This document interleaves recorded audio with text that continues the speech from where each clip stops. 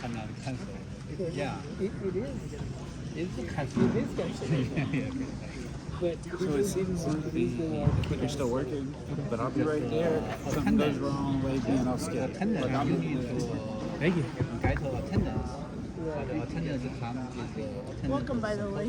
Thank you so much. My name is William. My name is Lauren. Lauren, nice to meet you. Oh, were you part of the VoltFix? Voltfix? Yeah, there was a presentation about electrical vehicles. Oh, no, wait. Okay. Yeah, they mentioned the Williams. I'm like, oh, you might be Hello, a special welcome one back. right there.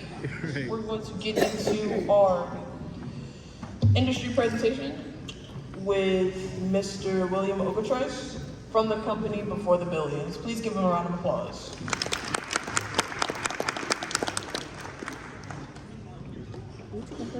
Before the billing.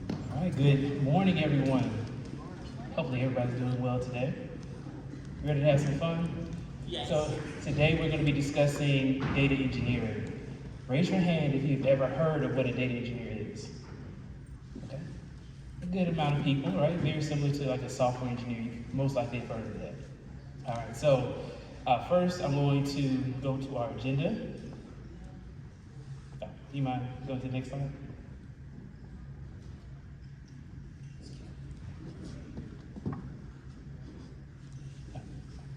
Hello?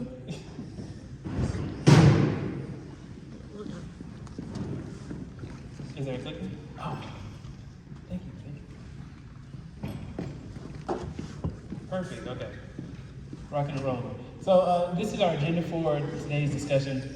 I'm going to be going into like more of an introduction of, what do I do, the company I work for, and then also we're going to be discussing some of the data roles, not specifically only data engineering, but also some more things if you want to get some more options if you're interested in data, how to become a data engineer, some real world examples as well to make it really hit home that you can actually interact with data on a day-to-day basis, especially when everybody's talking about AI and artificial intelligence, machine learning, large language models, and then also the future of engineering. And then we go into a quick Q&A, have a QR code that will show up at the end. All right. So a little bit about me. My name is William Ogletrice. I currently work at Cargill, which is one of the largest privately held companies in the United States. They are an agricultural supply chain company. And what they do so many different things. So if you have ever gone to like a Walmart, or if you've ever taken a Delta flight, or if you've ever drank a Coca-Cola, we provide all of those products, or they're some of our customers. So we're also big government contractors as well. But more about me is that I've been featured for data engineering in several big publications such as Business Insider, Shout Out Atlanta. Cargill actually featured me recently, which is a highlight of the year, right? I recently started with them, so to see me up on their website was a great highlight or milestone that I've been able to achieve. And then also Forbes BLK. So here's just a little bit more information about Cargill as an example. So Cargill, over 160,000 plus employees across 70 different countries, a huge time span, a huge company, and a lot of different people don't really know much about it, which I thought was really interesting. I'd never heard of it before I started interviewing with them, and I said, oh wow, you guys are huge, like your goal is to nourish the world. So that really stuck with me, and one of the biggest reasons why I loved working at Cargill.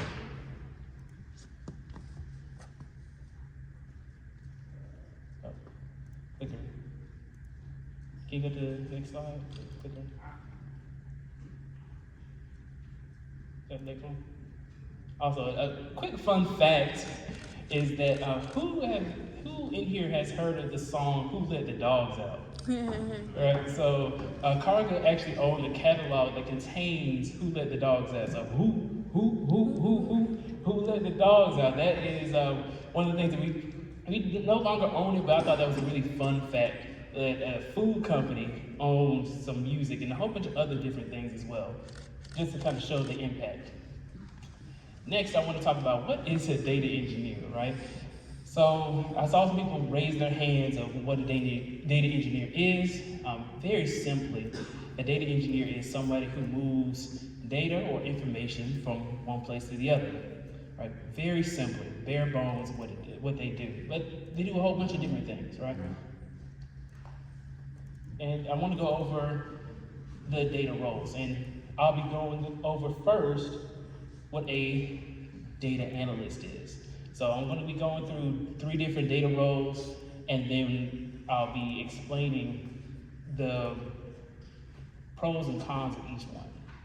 So a data analyst, very similar to what you can see like a business analyst, are people who are the liaisons. They're the communicators. They are the people who talk to both the technical teams and then also the business. And they may use certain tools such as data visualization tools like Tableau or Power BI. If you guys have ever used those or have heard of them, it's very big industry standards. But then you also have dashboards, right? So you may see dashboards in like a Grafana or multiple different dashboards that you can use. Like if you use Google, you may have heard of the Looker Studio. All right, so and not only are they the liaisons, they do get a chance to have a lot of visibility within the business because they do talk with both the technical and the business, technical teams and the business. Next, we're going to go into the data engineers.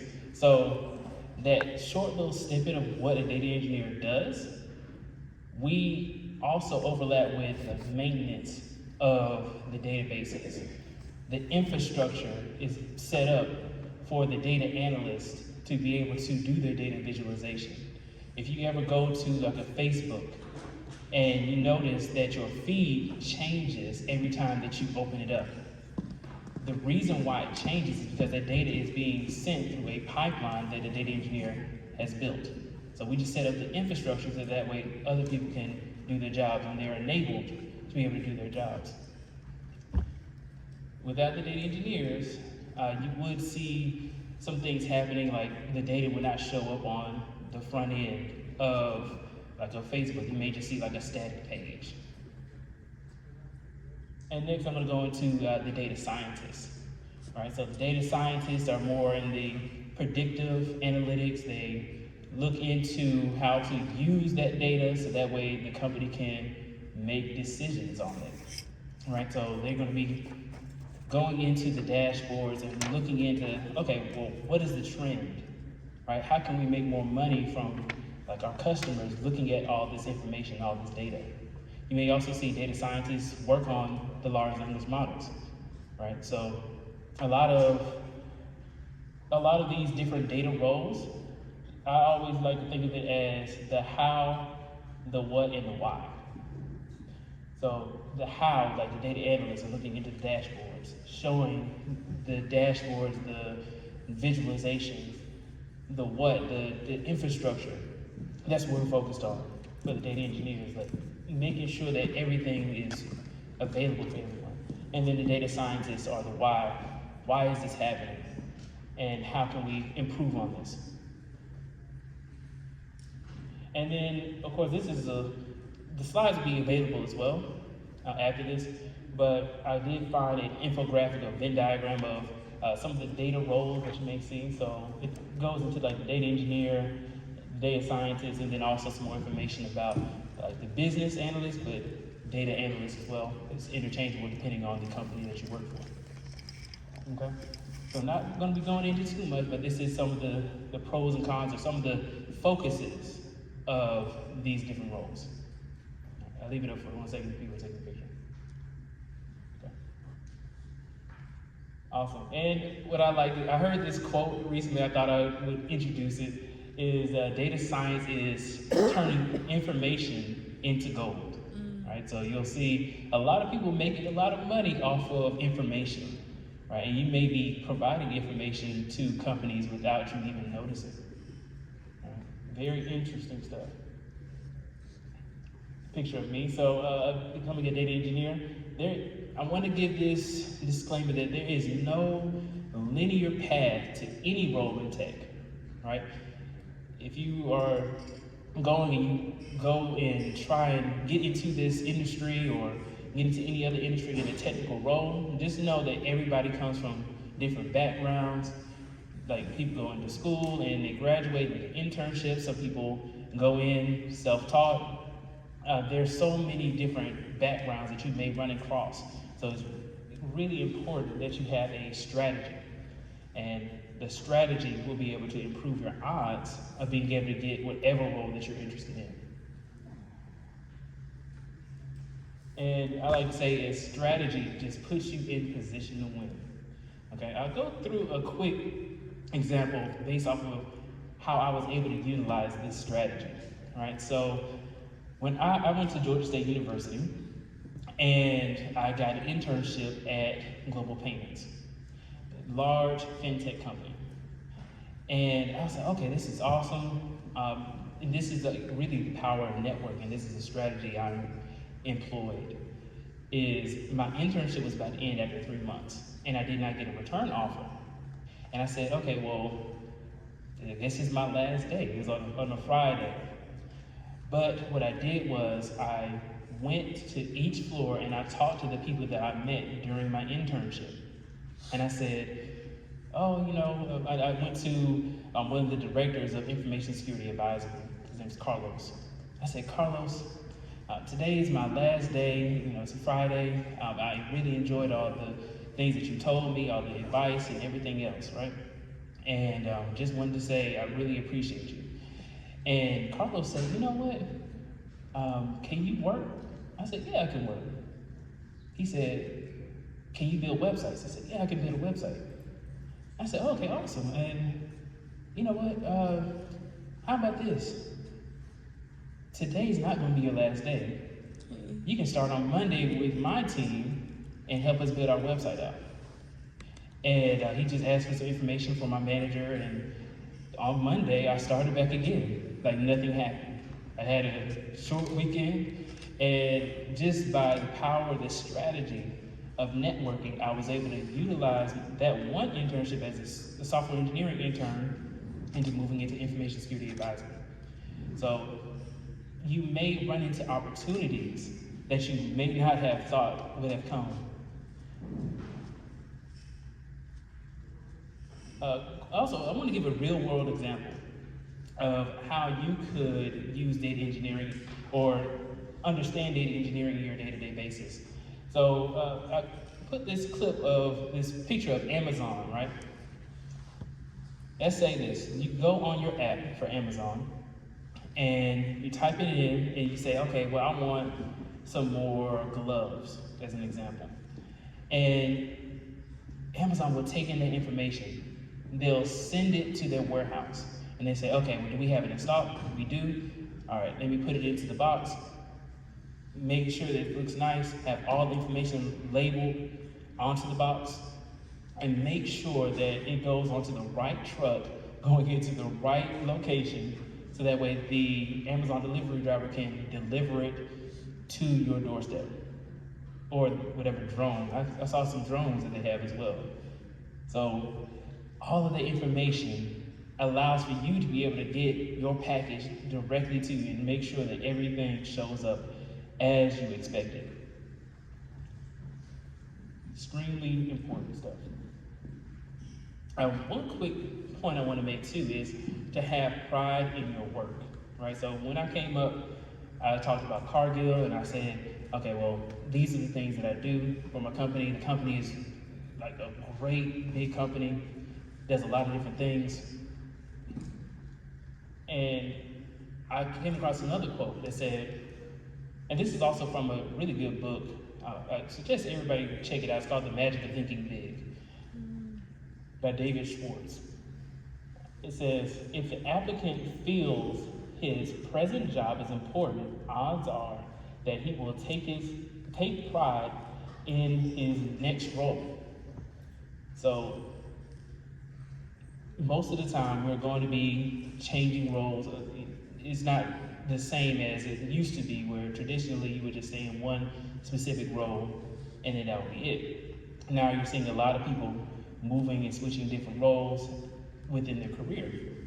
So one of the things I wanted to point out is that if you say, oh, you know, I love working at my current company, these are all the great things that we do, then if you do go into another interview, or if you're looking for, and if you're trying to grow within your interview skills, make sure that you appreciate your current position that you're in right now and talk highly about it.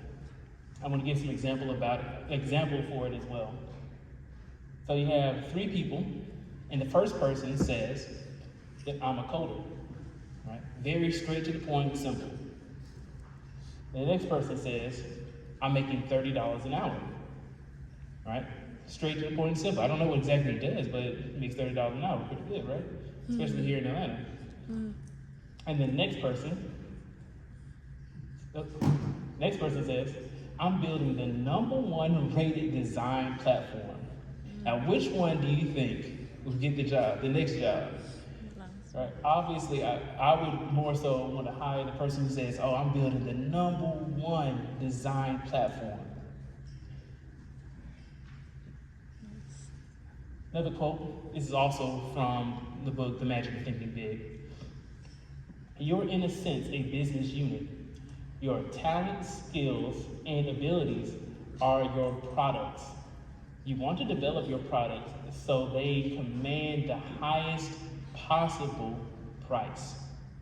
So another good point, if you're looking for a job, or if you're in the industry, or you're graduating from college, make sure that you have the confidence not only in yourself and your abilities, but then also your future opportunities as well. Another point is that, remember when I talked about the data roles, right? The revenue a company receives is directly correlated to its relationships. So, you know how I went to the Information Security Advisory Director and got another job? It's because of that relationship. I didn't get the internship until I built a relationship. Where I'm at now at Cargill, I'll give a quick story, is that last year, I was laid off. I was a part of all the mass layoffs that happened of last year, 2024. And I went to every single networking event, every conference that I could apply to. I went to every single training, and I went to the training so much, I went to the SQL course, and they were saying I was just giving my feedback, giving my 2 cents, my value, providing value. And they said, oh, you were really teaching the course, right? So I've been using it for many years, so I just went to a course to build my skills. And that helped me to be able to land the job at Cargill. I'm gonna tell you, I started creating content on LinkedIn, and I was talking about data engineering. What they said was, oh, I saw your post about data engineering. I absolutely loved it. I feel like I know you. Matter of fact, we have a data engineering position opening, and I want you to interview for it. I got the interview, met with the hiring manager, absolutely loved it. It was like they really wanted to know about me and my experience and my expertise, and the things that I was interested in, because I let them know that, hey, I'm a data engineer, I create content, and I also do public speaking. And they said, okay, perfect. I got a call the very next day after the interview, and they said, you know what? What's the salary that you want? What's the benefits that you want? Because we're gonna give you the offer tomorrow. Wow. Something came out of it just came out of nowhere. That opportunity, with challenge, it presents new opportunities. And that's what happened. I accepted the offer the very next day. It was very easy, very simple. Not everybody's gonna be that way. But because I started building those relationships, I was able to land in an even better position, and I'm thankful for it. And I want to talk about thinking about the future of engineering in general, right? We see everything that's going on with AI, machine learning in the news. Everything is growing and expanding.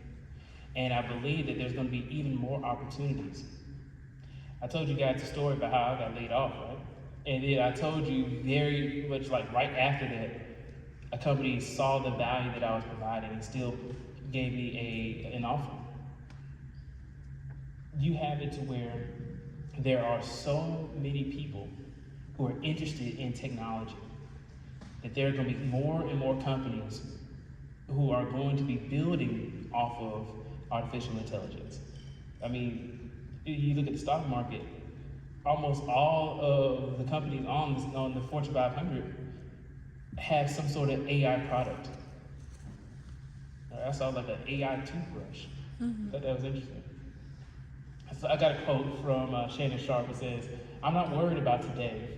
I'm worried about tomorrow because tech is always changing." I mean, the new iPhone's about to come out later on this year. All right, so next, I do like a Q&A. If you go to this QR code at the top, you can just scan it on your phone, and then you can just ask your questions there. Or if you want to just raise your hand, you can also raise your hand. Do we have time for questions? Okay. Okay, if you have any questions, raise your hand and I'll come over with the mic. Yeah.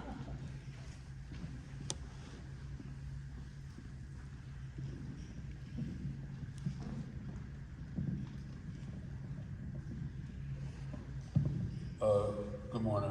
My name is Quarter Ward. I just wanted you to speak to like how difficult or what was your process like trying to land your first like internship, like out of undergrad and stuff like that. Yeah. So the question was, and good morning. The question was, how difficult was it to be able to get my first internship? And I'll say this, right? It was difficult because there's a lot of competition. But what I use Handshake. Like I think most students use Handshake. And the thing about Handshake is that it's for students.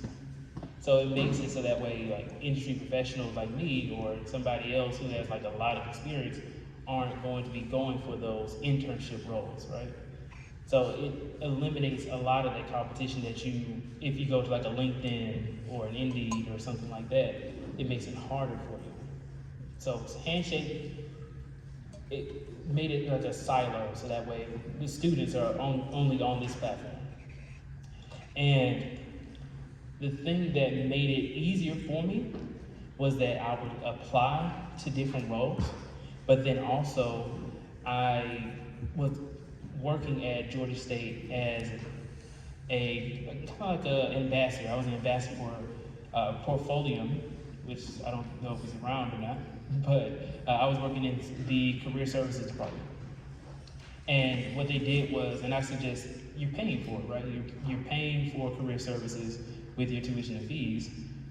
I would suggest every single student go to their career services department and get your resume looked at, get a professional headshot, create your LinkedIn, and they help you with all these things. Because that improves your odds. Remember how I said earlier is that it's all about the strategy that you employ. So I did that. I took their advice, got my resume looked at, improved, and then somebody reached out to me after I applied for a Handshake position at Global Payments. Well, I applied for a software engineering internship at Global Payments via Handshake. So that's what I would say.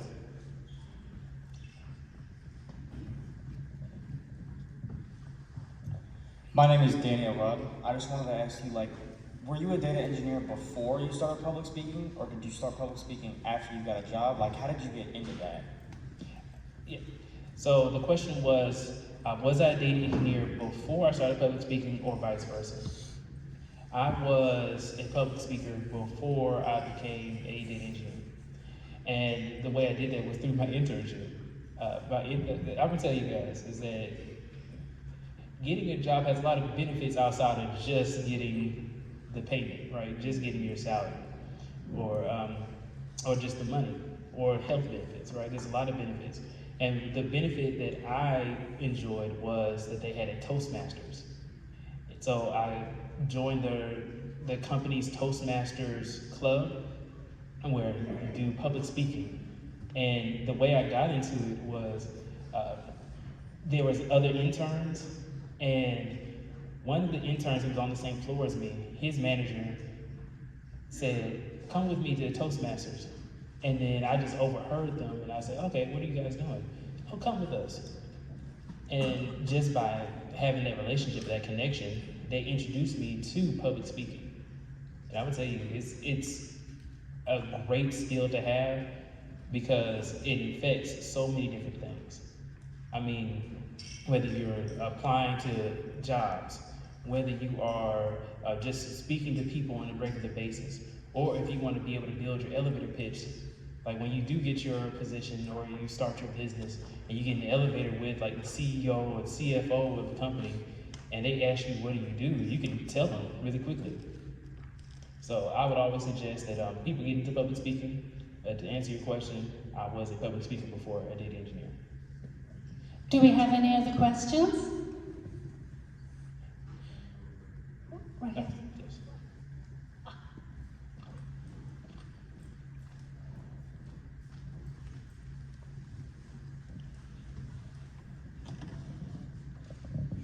Thank you. Good morning. Yes, good morning. So I'm a student I'm doing a certification right now currently in BI Analytics. I've been public speaking indirectly for just different jobs and companies. I've worked as a teacher, et cetera, et cetera. And right now my major is actually engineering.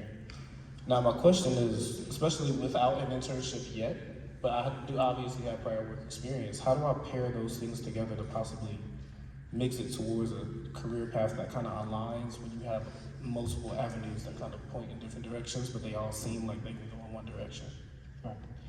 Yeah, so the question was, you have an intern, or you're a student who is trying to get their BI in analytics certification.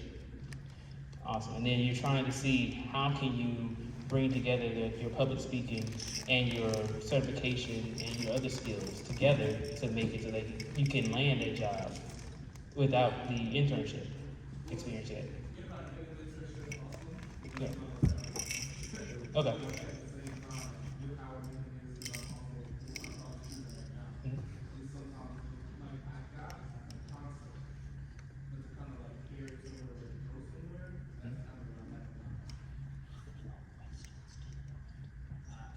Yeah, all right, I got you.